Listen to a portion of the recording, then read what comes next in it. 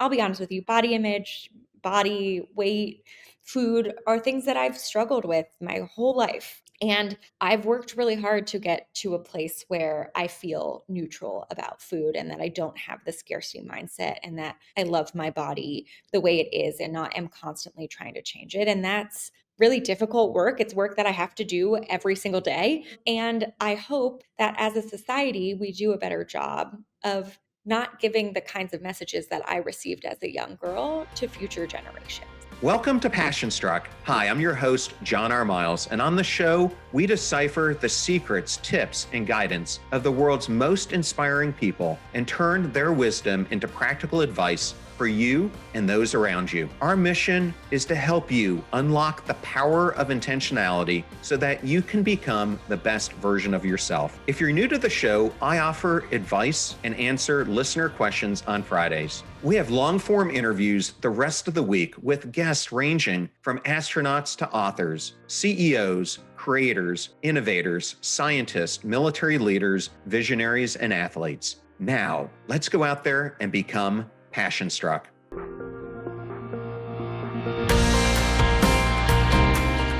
I would like to welcome Congresswoman Sara Jacobs, a third-term member of Congress representing California's 51st District to Passion Struck. Welcome, Sara. How are you today? I'm good. Thanks so much for having me.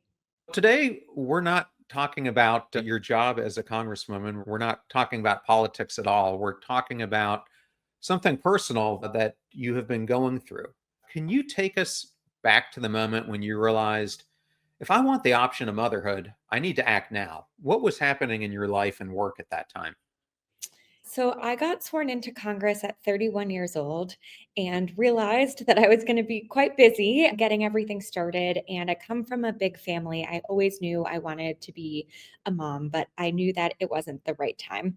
And so in my first term in Congress, in my first year in Congress, I froze my eggs and made that decision because I wanted to have agency in my life and my timeline and be able to make that decision when was right for me, not just based on my biological clock.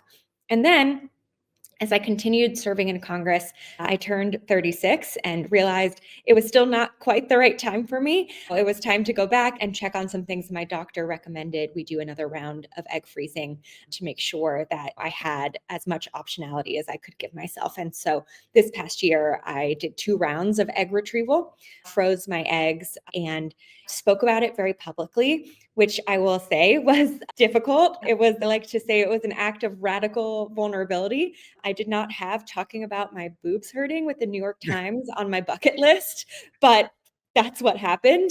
But I feel like it's important to be talking about these things because, look, as a 36-year-old woman, right, these are the conversations I'm having with all my friends all the time, right? Who's having a baby, who wants to have a baby, who doesn't want to have a baby.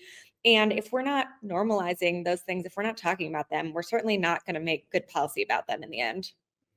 Yeah, I was wondering, as you were going through this, what surprised you the most? Was it physical changes in you or emotional? Well, that's such a good question. I had the most intense food cravings and food noise. And I feel like I was going through puberty and menopause at the same time. So, like, I got terrible acne and my boobs hurt, but then I was also having hot flashes and like, really weird body temperature control. So, I guess I'm not looking forward to that in the future because the hot flashes were really challenging. And then I really wanted frozen yogurt and cinnamon rolls like every night. Man, my wife has recently been craving Cinnabons, and we do it on a rare occasion, but man, we just had one and they are so good. They're so good. The struggle. The struggle is real. That's right. When you were making this decision, did it feel like you were gaining control or more like you were acknowledging uncertainty? I felt like I was gaining control. I think a lot of people think about egg freezing, and like when I would share this with people, they'd be like, "Oh, I'm so sorry." And I'm like, "Why are you sorry? This is like a very empowering decision where I am taking one of the most important decisions in my life and giving myself more agency about it." And that felt really empowering to me. It didn't feel at all like something that I had to feel bad about or feel sorry about or anything like that. Yeah, and emotions are something I love to talk about on the podcast. And you just talked about you were giving yourself agency, but I'm wondering, was there any grief alongside that agency? Kind of grief for how complicated this choice had to be? Yeah, look, I every so often think, what could my life be like if I'd chosen differently, right? I am very fortunate. I have the means and ability to choose to stay home with kids if that's what I wanted to do. And that's the choice that most of the women in my family make. And I think there is some grief about figuring out how to balance all this, and that it doesn't feel the same, quite like a fairy tale story, right? Because there's, like, very practical considerations that I'm thinking about. It's not just like, I wanna have a baby, but, like, when and how and if and the logistics, right? I fly 5 hours twice a week to get to my job, and I will also say these are decisions that usually fall on the women to make, and so many women are facing these things, but, yeah, I'm glad you asked it that way because I think there is some grief just about how different my life could be if I'd made different choices. Yeah, and part of the reason I was asking it that way is I think there's a cultural narrative as I've been studying to prepare for this interview that egg freezing is like something that's sad or a last resort. But you said it was empowering. Why the difference for you?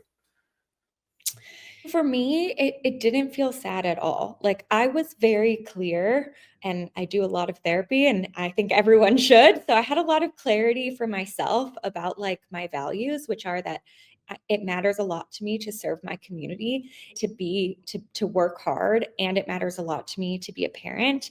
And I was very clear on the fact that this was not the right time for me to do that, but that it was something that was important for me to keep the option available for the future. And so to me, it was about preserving options and about giving myself as much agency as I could in this decision so that I wasn't ever forced into a corner where I had to do something at a time that wasn't the right time. Because if I didn't, I wouldn't be able to have this thing that I know I want, which is to become a parent. Okay. And you've brought up agency a couple of times now. What does agency really mean to you? Is this decision beyond biology or timing? Why is it agency? I see a lot of my friends who maybe end up with the person they're with when they're 35 because they're worried about not being able to have kids, right? That is a lack of agency. Or a lot of friends change their career path or change their jobs, not because they want to, but because it's the only way that they can make a family work. And for me, it's really about being very clear about my values, being very clear about what I want, and then really trying to give myself as much optionality as I can. And like, a lot of my life is out of my control, right? This job is very unpredictable. We get called back at a moment's notice. I've missed friends' weddings because I had to be stuck here to vote. I'm back and forth across the country all the time. And so any piece of my life that I feel like I can try and give myself more options, or I can try and smooth the noise in the chaos, I try and take. And this was one of the most important ways of doing that for myself. Yeah, the reason I was asking it is because I talk a lot about our need to matter on this podcast. And to me, agency is often what restores mattering when circumstances feel constraining. Is that kind of how this felt for you? I totally agree with that. And I feel like the times when I feel the most out of control or like the most upset about things is when I'm in what my therapist would call like a crouching position, when it feels like things are happening to me that I don't get a say in. And one of the most important things you need to do is, right, push through that crouching position, push through that feeling that you don't get a say in your life, and get to a place of agency, because we do get a say in our lives. And like most type A oldest daughters, honor student, right? Like, I thought there was a path I had to follow, and that if I did all the right things, this I had to do, and then you get the A plus at the end. But that's not actually how life works. There is no path. And I've worked really hard on trying to get out of this idea of what I should be doing and try and really focus on, what do I want to be doing? What is aligned with my values? What actually feels fulfilling? Not what do I think I should be doing because that's what society or whatever told me to do. And I think a lot of women feel that way about having a family, right? There's so much messaging and pressure on women right now to have a family and to do it early. whether that's all of our social media or messaging. And this was one way that I could break through that noise for myself and try and get out of that crouching position and remind myself that I get a say in this. I don't have to do things the way society says I should. So I was recently speaking to one of your constituents, Brent Gleason, who's a retired Navy SEAL, lives in San Diego, and we were talking about his new book, All In. Did this choice change how you think about being all in your own life? Look, I think it was a big sacrifice to make. Like, anyone who's gone through an egg retrieval knows that it's not an easy process. Like, my body went through a lot. I had brain fog and pain and all these other things that come along with it. We were literally in the middle of a committee meeting, and I had to run up to my office to give myself shots and run back down, which is not a pleasant experience. Shots never are. No. And I know that with everything happening in the world right now, I just knew that I couldn't be all in with my job if I was also having a family and a baby right now. And so I knew that to be all in the way I wanted to show up and be present in the way I want to in this moment that our country is in, that I needed to make this choice so that I could be all in on my future family when the time is right. And I want to switch to your job just for a second because you have a demanding job. You've already talked about how you have to fly back and forth all the time. I have friends who were in Congress from Clearwater, St. Pete, to Florida area, and they often complain about the travel. But I Although I can't, will say I have no sympathy for people who live on the Eastern time zone. like they do. Yes. But as I understand it, you're giving yourself the injections like you were talking about. There was a time period where you're going to daily ultrasounds and you're commuting cross country while representing San Diego. What does it mean for you to legislate while your body is going through something most colleagues never even have to consider? To me, that was a really important part of it, right? It's no secret that Congress is older and maler and whiter than the average population. And that's part of why I decided to talk about it so publicly and to be so open about it, because I knew that there are so many people who are facing these same choices, who are going through these same things, who have way less support than I do, and who deserve a Congress who understands what this is and is trying to make it easier for them. And after I talked about this very publicly the first time, I was at a meeting with military families and service members, and a young woman who serves in the Navy came up to me and was like, I read the article about you freezing your eggs, and I really wish that's something I could do. And that was the genesis of me working to get TRICARE, the military insurance program, to cover fertility treatments. And that conversation wouldn't have happened, that legislation wouldn't have happened if I hadn't myself been living the thing that so many people are living. And look, it's not easy. I've had to give myself shots in the middle of really important things. The brain fog and all of that is real. But I also think to myself, like, a lot of women who are going through this are doing it while they have two toddlers at home. If they can do it, I can do it. And this too shall pass. And this is a momentary discomfort to get to my ultimate values aligned goal.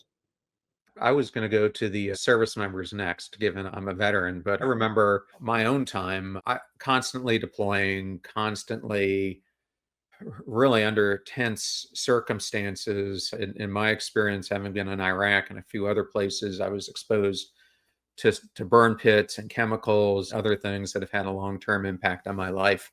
But I don't think the general public thinks about all these things and the fact that when we serve in the military, that's right in the middle of the prime reproductive years of trying to have a family. And yet we have all these complications. What do you think about those trade offs that are so quietly demanding of our service men and women and their futures?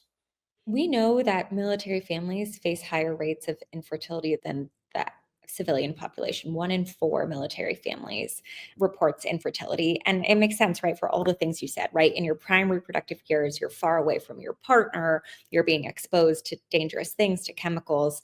And we know that a lot of military service members are leaving the military because they can't build their family and serve the country the way they want to.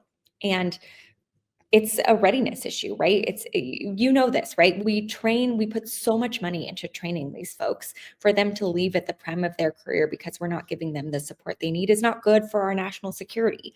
And I do wish more people understood the real sacrifices we're asking, not just of the service members, but of their whole family. I talked to a woman named Lydia who her husband served multiple combat deployments. She's an Army wife, and she's tried 11 rounds of IUI. They've not been successful. Their doctor recommends IVF as the next step, but they can't get TRICARE to cover it, even though his service is part of why he's facing infertility challenges. And they've literally considered divorcing so that she can go somewhere else to get the coverage she needs. That's not what we should be asking of people who already like sacrifice so much for us, right? And on this topic of agency, right? Like agency isn't just about the ability of yourself to make a choice. It's about having choices, right? It's about having accessible choices that you can then take agency in your own life to make. And right now, military families don't have that access to Yeah. IVF coverage. And so we are taking away that agency from them. I know there's a lot of sensitivity, even from the veterans I talk to, where they say, why are we investing so much money in women in service? And then they're going to just leave to have children. I'm bringing it up because it's real. I've Yeah. heard it from a lot of them. But my own experience of this is it's not just the female in this situation who's impacted. Oftentimes, the reason you can't get pregnant is also because of the other side of the equation, and they're deployed, they're stressed out, things are happening, and it just impacts the family in totality. So this isn't just about female service members, it's about both. But what are your thoughts on that? Because I think we jump to the conclusion that this is focused on one sex, and I think it impacts. That's exactly right. In fact, most of the military families I've been talking to, it is the male who's having fertility challenges because of the service related reasons. And that's not always the case, but we do know that it's very prevalent that it is the male who does have these infertility challenges. But I also think one of the things I find difficult about this conversation maybe is that while I know that it's not the right choice for me to have a child right now and be able to be fully present in my job. I also have a lot of colleagues who have small children and they are incredible at their job. And I never want to give off the impression or to make anyone feel like they can't do Yeah. that. And actually, some of my best employees have kids at home. Like mothers are sometimes the best employees, right? They're highly efficient, they're very focused. And so I also don't want to say you can't, I guess I reject the whole premise of that like when a service member has a kid, they become a less good service member. In many cases, I think they become a much better service member potentially. And so, like, we want to give people as much agency and choice and accessibility as we can to be able to make those their own choices. And oftentimes those having those choices actually makes them better at their job. And I just want to make this real for people. Earlier this year, I had a former astronaut named Susan Kilrain on the show. And Susan was the second female shuttle pilot. But prior to that, she was the first female F-14 pilot. So, someone who had to invest a lot to break down barriers to get to where she was. Her husband happens to be a Navy SEAL. And after she got done with that space flight, they wanted to start a family, and she didn't have the option that you're talking about. So it cost her dearly. She ended up removing herself from NASA at that point so she could start a family because she really didn't have that choice. So I'm just trying to make this real because you think about the impact and gut wrenching decision that was from her perspective, having a position that is so hard to get, harder than becoming a four-star general in the Marine Corps when you think about becoming an astronaut. And like I hear these kinds of stories all the time. People who have to give up their military career because they need to get a job in the private sector so that they can get health insurance that will cover these fertility treatments, for instance. And look, I don't want to say it's only service members who face these challenges. Obviously, the work of service members is like very unique in a lot of ways. Our prime reproductive years also tend to be like when we are reaching our prime earning potential, productivity years, right? And a lot of families are facing these same questions, right? do they continue on this career path they're on, or do they deviate to start a family, and how do they do that? And like, why does it all happen right at the same time? It feels like your 30s are when it all comes to a head, and it's not easy for anyone. And there's like an added layer of it with service members because what they do for all of us is so incredibly important.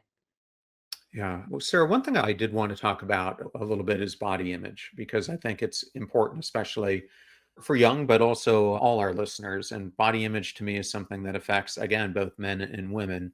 But as I was doing research for this, I understand that there were a number of comments that were made about you and your body during this time. And that had to be hard first. What do you think it reveals about how women's bodies or our bodies are treated in public life?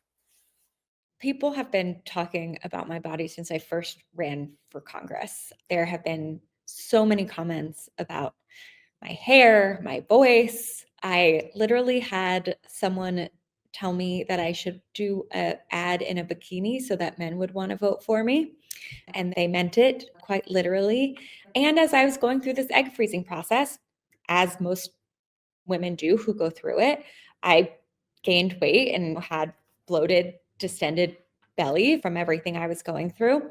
And there were so many comments about my body, and can be really hard. Like, my job is to be in the public eye. And as much as I try and ignore what people say, like, it does affect me. And part of what affects me is that I don't want the young women who I know follow me to see those comments and make it think about themselves. And I'll be honest with you, body image, body weight, food are things that I've struggled with my whole life. And I've worked really hard to get to a place where I feel neutral about food, and that I don't have the scarcity mindset, and that I love my body the way it is and not am constantly trying to change it. And that's really difficult work. It's work that I have to do every single day. And I hope that as a society, we do a better job of not giving the kinds of messages that I received as a young girl to future generations. I grew up in the 2000s, the height of the skinny era, where Jessica Simpson was a size 6, I think, and all of the tabloids called her fat, right? Like, those are not good things for our young girls to be learning. And now it's back, especially with the GLP-1s and how a lot more people are maybe more skinny than they would naturally be otherwise. And we're starting to see that like very skinny chic look come back. One of the things I think a lot about being a leader is that a big part of my job is to show people that leadership can look and sound different than what they're used to, right? That a lot of people in their head have this idea of leadership that's Spartacus leading the charge. And that's a very specific image of who can be a leader. And it's not someone who looks like me. But I think leadership is listening. I think leadership can be very different. And part of what I try and do is show that leadership can look and sound different so that we can have more people who look and sound all sorts of ways, see themselves as leaders and step up and take agency in the direction of our country. I want to switch directions to creating policy, which is something I can't even imagine how difficult that is right now. But I read that you wrote, We can't make good policy if the colleagues around us don't understand how these things work." What did you mean by that? I will give you a very concrete example. Right after Roe v. Wade was overturned, when the Dobbs decision came down, I started getting all these texts from my friends and peers asking what they should do about their period tracking apps.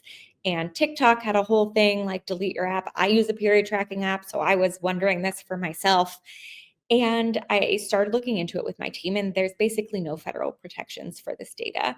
And Hmm. so I started talking about that with my colleagues. But first, I had to explain, like, yes, we track our periods. And then, yes, there are apps that help us do that. And here's why protecting that data is so important.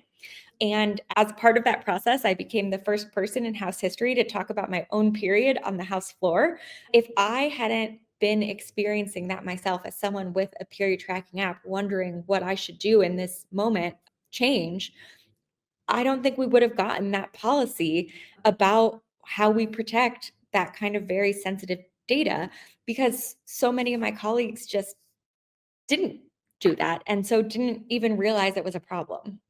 And when I think about all of this, something that you are trying to bring to bear, and you've been so public about this, which is very difficult given your position, but I want to look at this from a different perspective, which is the cost of abstraction in leadership and what happens when our bodies become statistics instead of realities. Because I think with what you were showing here, you're trying to do the opposite.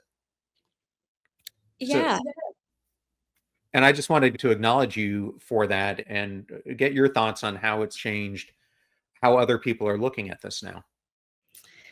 I think that's so crucial. I can't remember who said it. A statistic is a statistic, and a story is what changes people. And I really think that's true. The way we humanize these issues is what really matters. And that's not to say we don't need people like many of my colleagues here. It just means we need more diverse perspectives around the table to make sure that more lived experiences are there when we're making this policy. And like, I do think the more we can humanize these issues, the more we can take it out of this policy realm and into these real human realm, the less politicized it becomes and the more we can find common ground and agreement even where we don't think we can. A lot of the folks I work with on IVF is because someone in their family or they themselves have used IVF to get pregnant. And that it's that human lived experience that enables us to work across the aisle, to work and build these coalitions. And I know everyone looks at Washington and thinks that we're just fighting all the time. And like in many cases, that is true. But the way that we get out of that battle space is by making these things as human and personal as possible so that we can relate on a human level and then figure out how we can work together to solve a problem. I have two related but a little bit different questions I wanted to ask. The first is, unfortunately, last year, my sister, who also graduated from Columbia, she went to the International Public Affairs program like you did. She died of pancreatic cancer. And as I've talked to members of Congress, because I'm active with PanCan, what they've unfortunately told me is because there's such a the research has not been able to penetrate cause and causality to improve the chances of people surviving. There's not been a lot of policy conversations about it. So, my question is this, and it's not just something like pancreatic cancer. It's like, how do we create better policy conversations without requiring millions of people to suffer first? Not just here, but in other areas. Yeah. Oh, that is such a good question because honestly, when we have seen progress, it's usually been because someone in power has had a personal experience with something. So we were able to get marriage equality because Senator Portman's son came out and he realized it was an issue. And it shouldn't take leaders to have a personal experience with something to want to do things. And I think the way we get to a better policy discussion is by creating new two-way feedback loops between people and their leaders. And actually, to me, this is a big piece of agency, right? This is one of the key things I'm focused on as a leader is that people have lost trust and faith in leaders, in institutions, in policy, in government because they don't feel like we're listening and they don't feel like they get a say in the decisions being made about them. And we have new tools and technologies now that enable us to actually be able to have these two-way feedback loops and have more people be part of the policymaking process so that we can get more of these lived experiences that we don't have to wait till one of 435 people has experienced something themselves, but that we are having this way to hear from and bring in people into this conversation and we can address challenges before millions and millions of people have been hurt. Yeah, one of the best examples I saw of that was when this was done for people who suffered as a result of 9/11 and the ongoing repercussions from that, which my sister was one of them. What do you think it would look like if we designed systems around human lives and not these idealized timelines that happen to us? So much of our system, right, is not actually designed for what life looks like right now. And one of the things I think a lot about is AI and new technologies. That's something I do a lot of work on. And I actually think one of the things I'm most concerned about in terms of what AI will do is that there will be even more of these decisions made, big and small, about people's lives that not only will they have no agency in, they will have no recourse. They will have no way of being like seeing visibility into why that decision was made. And I really do worry about what that will mean for how people feel about agency and feel about their sense of belonging. And I think this sense of belonging is so important. And I really feel we need to build community back up from the ground up, that it really is about how do we humanize these issues? How do we convene? How do we build community. It can be as simple as I tell people all the time, they call me, they're like, I'm so overwhelmed by what's happening in the news. I'm like, go to a local trash pickup, go clean up a park, go volunteer at a neighborhood school and help paint the playground, right? Like, those are the things we need to do to build community. And that's what we need to do to build systems that actually encompass all of us as humans and give us ways to have agency in the decisions being made about us, whether that's by nameless, faceless bureaucrats or an AI system or anything else. Yeah, well, I am so glad you brought that up, Sarah, because some of what you were just talking about is one of the most important things that I'm concerned about, which is this whole topic of belonging. And when I think of the fact here in America that 40% of our teenagers are feeling constantly sad or hopeless, to me, it comes right back to this issue of feeling like they matter in their lives. And so I've actually taken on a project. I call it the Mattering Verse. And the first phase of this is I've written a children's book called You Matter Luma, comes out in February, but I'm trying to attack this when kids are 4 to 10 years old, because that's when this whole value system starts breaking down. And the reasons it's breaking down is to what you just described. We have so many adults who don't feel like they matter. So that's what they're passing down to their kids. It's like the immune response is absent. It's getting worse and worse because this keeps getting passed down from one generation to the next. And what you said about these ripples of kindness or ripples of mattering, to me, that's how you restore it. And it takes each one of us showing up differently in our interpersonal relationships and our communities to change this. So thank you for bringing that up. I love that. I'll look forward to getting that book for my niece who turns 4 in February. But I'll send you a copy. But no, I think that's exactly right. And it's something I take very seriously as a leader. That's why I say that a big part of leadership is actually listening. It's making sure people know that they are seen, they are heard, they matter, and that there is someone here who cares about them. So I know we have to wrap this up. I had just a few more questions. The first is, what do you hope women who are listening to this get out of this conversation? What do you want them to learn from this? I hope women learn that we don't have to be perfect to be successful. And actually, that the more sort of vulnerable we are, actually, sometimes the more successful we can be. That this idea of chasing perfection actually often gets in our way. And I know for myself as a young woman, and when I talk to other young women, we often feel like, oh, we don't know enough. We haven't done enough homework yet. Like, we have to have the perfect answer before we can say anything. And it's not true. Like, I can tell you, I've been in all the most important rooms. No one has the answer. And we need as much creativity and ingenuity as we can find right now. And that's only going to happen if people actually speak up and share their voice. And your voice really does matter. And I also want young women to know that you get agency, you get a say in your life. There is no should, there is no path. And I'm working hard to make it so that those options for when and if and how you build a family are more accessible. But your worth is so much more than your fertility. And you don't have to feel bad for making different choices than society tells you that you should make.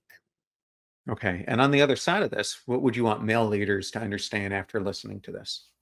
I want male leaders to understand, first of all, that their experience is only the experience of half the population, and that I'm tired of the days of when things that men experience are considered mainstream and things that women experience are considered women's issues, right? Like, first of all, fertility isn't just a woman's problem. I've heard leaders on both sides of the aisle who will say things like, we need to focus more on healthcare, not on those divisive issues like reproductive healthcare. And I'm like, well, reproductive healthcare is my healthcare. I'm a 36-year-old woman. That is my healthcare.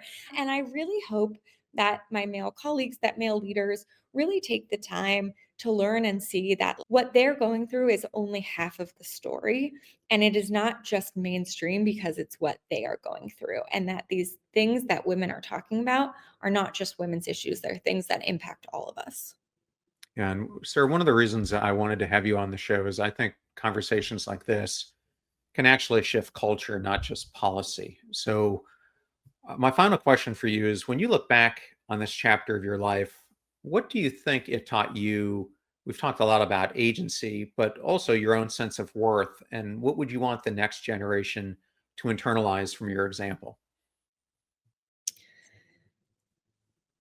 I think for a generation of women leaders, they felt like they had to be perfect, and that made them seem guarded. And that actually impeded their ability to make true connections with populations. And one of the things I think they really thought they had to be silent about personal challenges, right? That any sort of vulnerability was a weakness. And I am so grateful to that generation of women because it has allowed my generation of leaders to be able to be as authentic as we can be and to know that this kind of radical authenticity, radical vulnerability is our superpower and is what makes us stronger and is what enables us to connect on a different level. And I really hope that the next generation takes that lesson and goes even further, that they are not so worried about being perfect and following this sort of should path, but that they know that actually being their individual self is what matters the most. And the more true they are to that, the more successful they'll be and the better our whole society will be as a result. Well, Sarah, thank you so much for joining us today on Passion Struck. I know it was a very vulnerable conversation for you, and I'm just glad we can get this out into the world. Thank you. I really enjoyed it.